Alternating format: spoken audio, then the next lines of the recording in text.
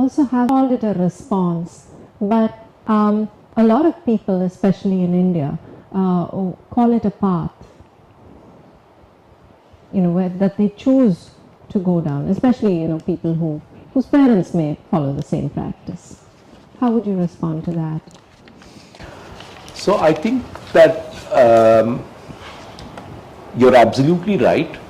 The intensity and degree to which you do something is very much an outcome of your how you've been raised, what you have grown up believing, and your cultural belief systems. So it definitely is that. But there are many people who tend to go in the opposite direction of their families, or in the opposite direction of what they have been raised to do.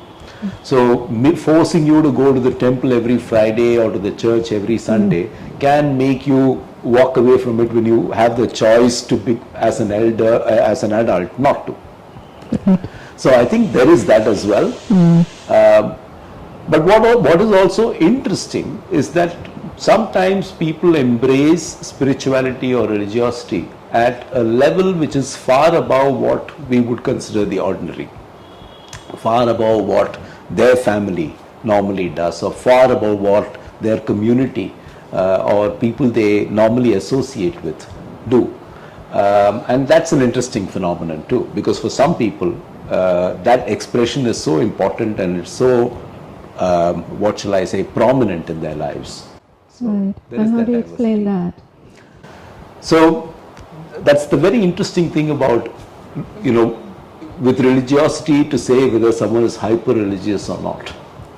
So, in mental health, there are conditions where people suddenly become hyper-religious, and that's when we're concerned about their mental health.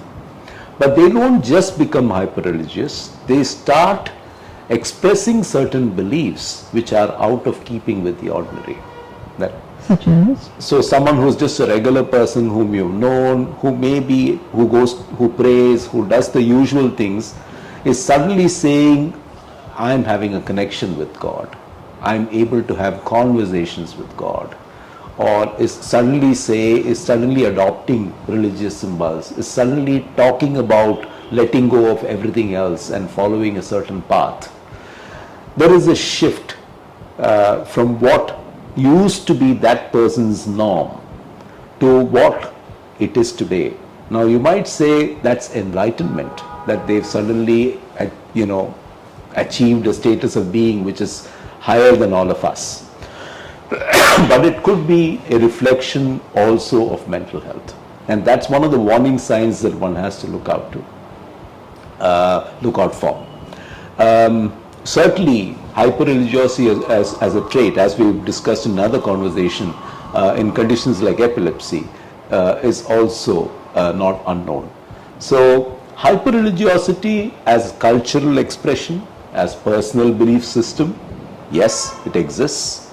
But hyper-religiosity as manifestation of mental health or failing mental health also exists. And I think we have to acknowledge that both these conditions exist. The third dimension to this is sometimes people discover religiosity and spirituality in the context of mental health having failed. And it's the anchor that gets them back to normality or a new normal. And that also has to be acknowledged. And those people then tend to stay with those belief systems and practices because obviously at a critical time in their lives they found those helpful.